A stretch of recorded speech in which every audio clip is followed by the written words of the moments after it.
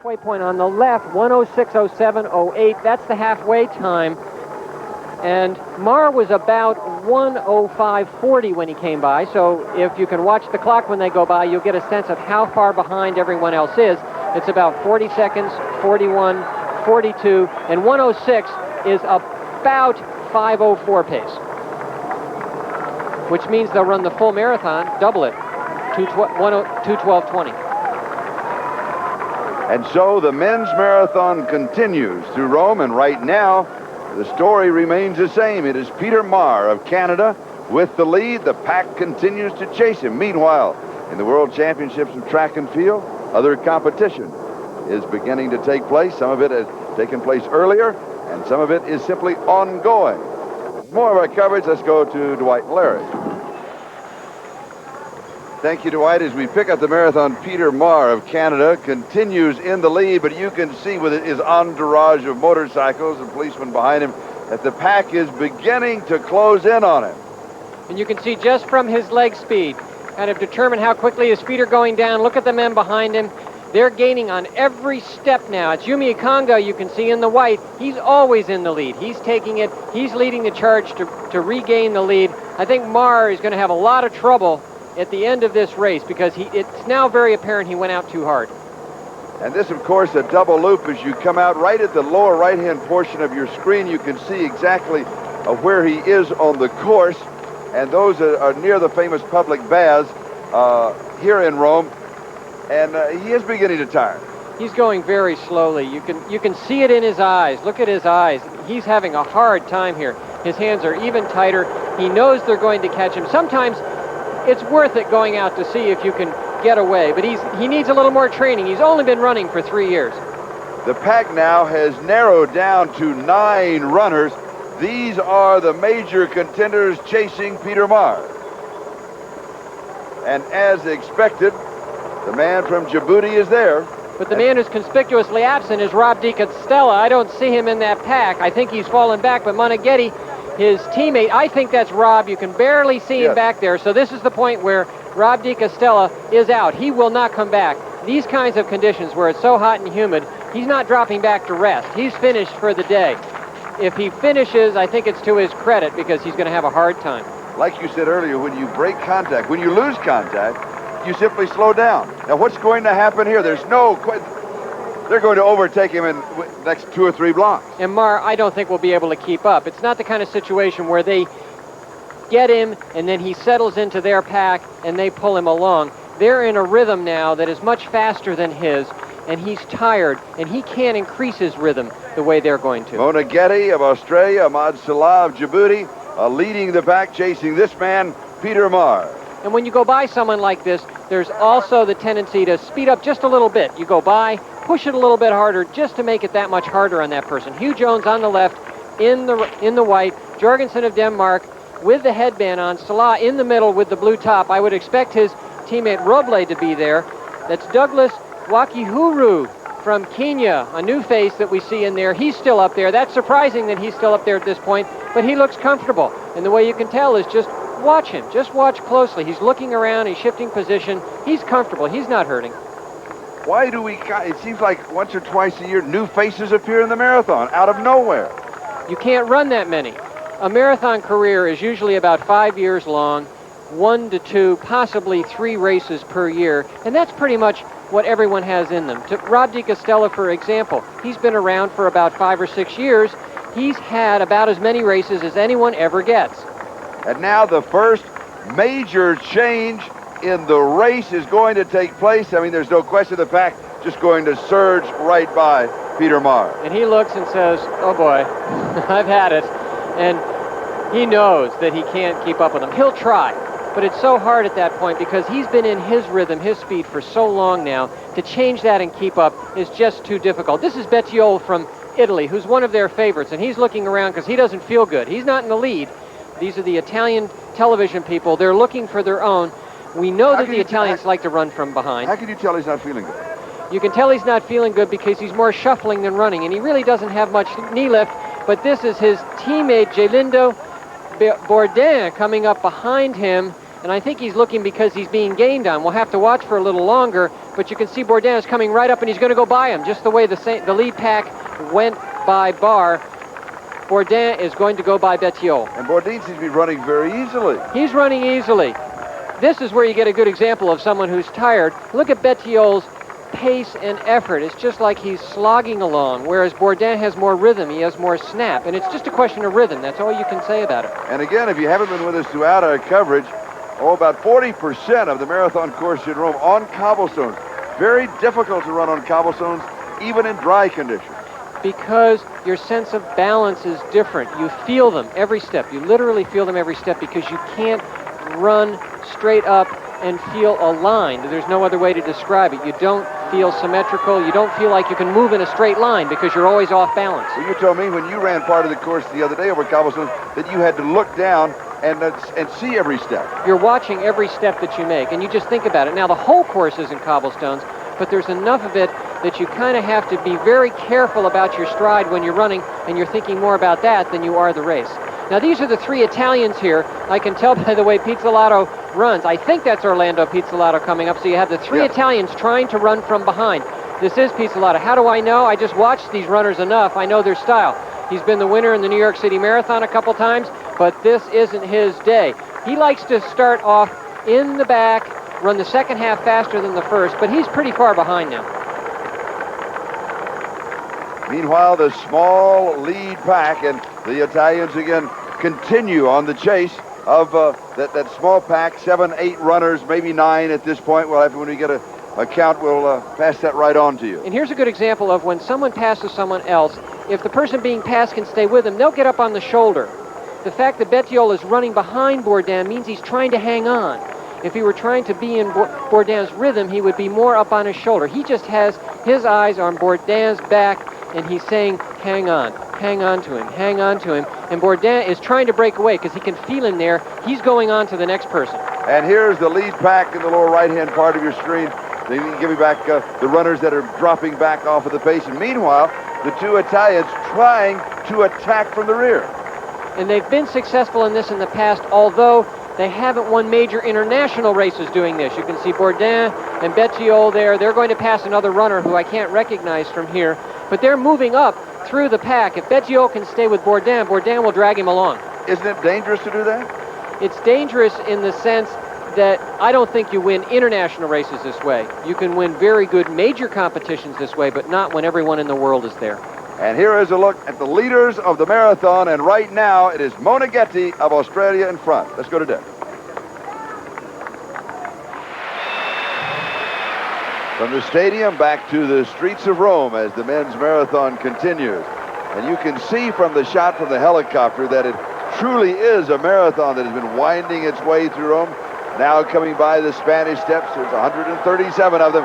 Via Condotti, as most shoppers know, is just down the way. And you haven't visited Rome if you haven't seen the shops there. And these beautiful sights we must put aside is it is time now to get back to the race. Because they're on their way back to the stadium. They're done making the repeat loops around the cloverleaf. They've started to head back. The pack has narrowed down. Moneghetti from Australia, very surprisingly, up in front, pushing the pace. Ahmed Salah with him, and another surprise, Douglas Wakiihuri from Kenya. This is one of the refreshments tables we talked about. You can see the individual drinks on the tables. They have their numbers there. They know where they are, and they grab them. Also, the Italian Bordin has already moved up to 4th place. Bordin worked his way up, and he's caught this pack. Now he's going to try to stay with them. I don't think he wants to go by. He doesn't look very good to me. He looks like he's straining. He used up everything to catch them. That's Juma Ikangaa in the back. Jørgensen from Denmark, who we saw earlier, is gone. And this is Ahmed Salah making a move, but Wakiihuri goes right with him, looks very relaxed. Moneghetti goes with him too. These three have now made a break. They made the break right at that table. That's sometimes where it happens. You can see Hugh Jones just looking worse and worse as we go along. This break's been made. These men are running for the medals. Douglas Wakiihuri of Kenya. Who is Douglas Wakiihuri? We are finding that out, and I don't think we have any pretense about knowing who he is, but he is a Kenyan. He's 23 years old, and I said before, when you look at people's stats and you say, well, is there any reason for him to be here? He had the same coach in Japan that the great Seiko had. You look to see how well he's run recently, 28 minutes for 10,000 meters. He's a good runner. He's run 13:35 for 5,000 meters on the track. He has speed. He trains 30 kilometers a day, according to his coach. That's enough training, so there's all the reason in the world for him to be there. Douglas, Wakiihuri, Ahmed, Salah, Moneghetti, those three now running for the medals. And in the past, we on NBC have seen Salah in world championships, in the world championships of marathon, take the lead at about this point and just power away from everyone. But he's not moving that quickly now. He's not making the break and forcing the pace the way he has before. Moneghetti from Australia, a big surprise. You would expect to see Ravil Kashapov there, but success breeds success. And Moneghetti runs a little bit like Ravil Kashapov, kind of with his arms low. Look at his legs. His legs move kind of in the same sort of shuffle. But Ahmed Salah working hard. They're going up a little hill. But Wakiihuri looks very, very good, and he's smart. He's carrying water along with him. This man has practiced. He has not come out of the woodwork. He has run marathons before, and he's trained for this event. And they're just coming out of the Piazza del Popolo. And a look at the standings right now of the top six. But it is boiled down, at least for this moment, as again the cobblestones. These three runners running side by side, and they're running for the gold, the silver, and the bronze. On the left, number 30 is Stephen Moneghetti of Australia. In the middle, that is number 229, Ahmed Salah of Djibouti. And then on the right-hand side, the unknown from Kenya, Douglas Wakiihuri, number 672. And across the river they go. To me right now, it looks like Moneghetti and Wakiihuri look a little better than Salah, even though Salah is leading. Salah is pushing the pace, and he's helping them out. He's working for them. This is the point Regina Margherita, the bridge over the Tiber River, as the top three are out in front. And Gelindo Bordin of Italy is the fourth place runner, but you can see the margin begins to lengthen. Well, Bordin made a big push to catch that group, and he's gone by Hugh Jones and Juma Ikangaa. He's trying to go after that group of three, but he's gone very, very hard to catch up. But he looks good. Look how he looks compared to Hugh Jones in back. Hugh Jones is a strength runner, and I didn't think strength runners would do very well on this course because of the cobblestones. Bordin, he's a little lighter on his feet. He's run 2:10:54. He's got good qualifications, and this is a race of attrition. This is not a speed race. The course, the cobblestones, the heat and humidity have made it more a race to see who slows down least. They're going a little over 5 minutes a mile, whereas in most major marathons nowadays, they go 4 minutes and 55 seconds a mile. But here they are on the cobblestones. Now they're dropping Moneghetti. Look, Salah looks around. Wakiihuri is pushing the pace. Look at his shoulders. Look at his head, just staying nice and even. Look at Salah. He's working a little harder to keep up. And Moneghetti, when people push their chest forward and their head starts to go back, it means they're straining to keep up. He's third place if he hangs on. These are the first two places right here. Just a note on the weather, when we were talking with Carl Lewis at lunch the other day, who lives in Houston, he said the humidity here is the same in Houston, but it drains you more. And if you've ever been in Houston in August or September, you know what that humidity is like. But here in Rome, it's even more draining than it is in Houston. And Wakiihuri just looks around and keeps jogging along. He's looking to see how many people he's pulled away from. So now I think we have the gold and silver medal. Wakiihuri and Ahmed Salah running 1-2.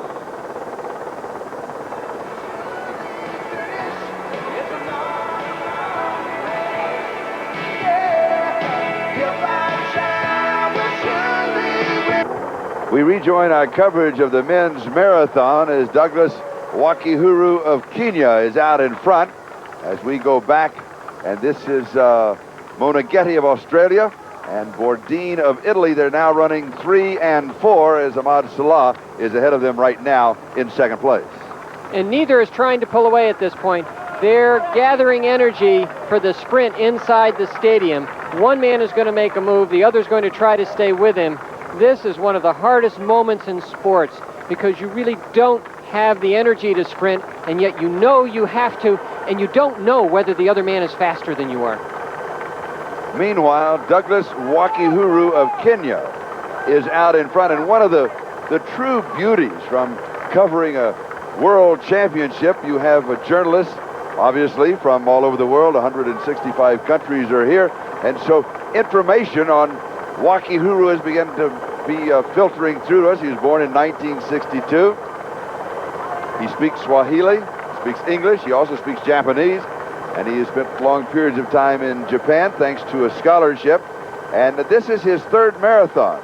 His personal best earlier this year, 2:13:34. So hopefully we'll get some more information on this young man as he just continues to stride out in front of everybody. He looks very comfortable, Frank. And we have a wonderful irony here. I was saying before that the Japanese had only sent their B team. Well, here is a Kenyan trained in the Japanese method in Japan by the great Seiko's coach. He belongs to the same club as Seiko. So in essence, the Japanese have contributed to their own downfall here. Someone they've allowed to train with them has come and is going to win the World Championship. And some of our viewers in Eugene are going to say, oh, we know him because he ran 10,000 here back around June the 6th. And here we have the battle for third. Again, no one trying to pull away. Moneghetti pressing a little bit. Bordin, I think, being a little smarter here. He can relax from behind. Moneghetti, he doesn't really know what Bordin looks like, how he feels, whereas Bordin can kind of keep his eye on Moneghetti and say, is he getting a little tight? Is he getting a little tired? And he can also sense on his effort whether the effort he's putting out to go that fast is less than Moneghetti is putting out. That's why you want to be behind in that situation. And the runners beginning now to narrow in, close in onto Stadio Olimpico. And of course, once that you see the stadium inside, the tempo of the pace, the whole feeling picks up. Once you're in the tunnel leading into the stadium, my feeling was always, I think I can crawl from here if I've got enough of a lead.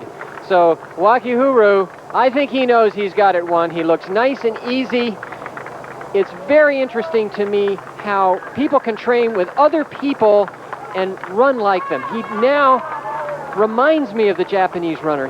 He reminds me of Seiko with the way he's kind of learned to shuffle along. If you know the other Kenyan runners in this competition, they're lopers. Here we have someone who's learned to shuffle the way a marathon runner has to. And think of it, this is the first great Kenyan marathon runner ever. They've always done well up through 10,000 meters in the Olympics, but they've never done well in the marathon. Now they have a legitimate marathoner trained in Japan. Why do you want to shuffle along?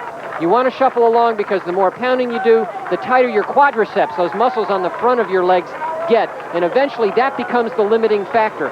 So you have to learn to shuffle a little bit. You also have to be able to sprint and run on the track, but your gait at the end of the marathon is different. And now we swing back down. This is the battle for third. Ahmed Salah running second behind Wakiihuri, Bordin of Italy, Moneghetti of Australia. Moneghetti number 30, Bordin right behind him. And I think Bordin has the advantage here. Moneghetti is trying to get away. This isn't the instance before where we had Bettiol trying to hold on to Bordin. Bordin is just watching Moneghetti saying, I think I'm using less effort than he is. He's pulling me along. He's breaking the wind. Here's Salah, not moving well at all. He's more than shuffling here. He's crawling home. And we swing back down to the remaining battle for the bronze medal between Moneghetti and Bordin, and of course, they're not that far behind. Salah just made that turn. We shifted cameras here, but they are very close to him. Now coming through Hospitality Row and heading to the stadium, but Bordin has a secret weapon. He has that crowd in the stadium. When he comes in there, and I'm not sure that the crowd realizes that he's that close. Go ahead. Every piece of flesh he has that can have a goosebump on it is going to have one when he gets into the stadium. Here is the first great moment. This is Wakiihuri coming into the stadium as he is being greeted as he pops his way through the tunnel. And on the diamond vision of the stadium, they still do not realize that Bordin is challenging for third. Here's the winner, clear winner, Wakiihuri, but he's going very well. I have a watch on him for about 110 yards, and he's going about 440 mile pace here, so he's elated. He's picking it up. He had more in him than this race. But it always feels better when you're winning. You always think you could have gone faster. And out of the tunnel, Ahmed Salah of Djibouti in second place. He's won a couple of races, but now he's starting to finish second and third more often. Again, we watch the champion, and we await the arrival of Moneghetti and Bordin. And they must have arrived because we can hear the cheer. And that's not for Wakiihuri. That's for Bordin, who must have entered the stadium. Meanwhile, our camera is still on Douglas Wakiihuri of Kenya as he will cross the finish line and capture the gold medal. Well-deserved race. This man trained and peaked for this race. And the winner always looks so refreshed. And they get worse and worse as they finish. Sometimes second is the worst place to finish, though.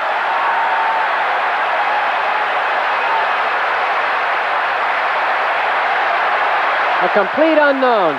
Ahmed Salah, who we all know about, doesn't have that lift in that sprint we saw in the World Championship before, where he ran about 65 seconds for his final 400 meters. He's just coming home in second place, looking over his shoulder, because Bordin is very close to him.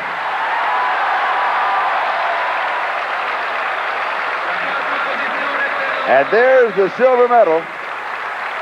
And Bordin has passed Moneghetti and Bordin of Italy with the bronze.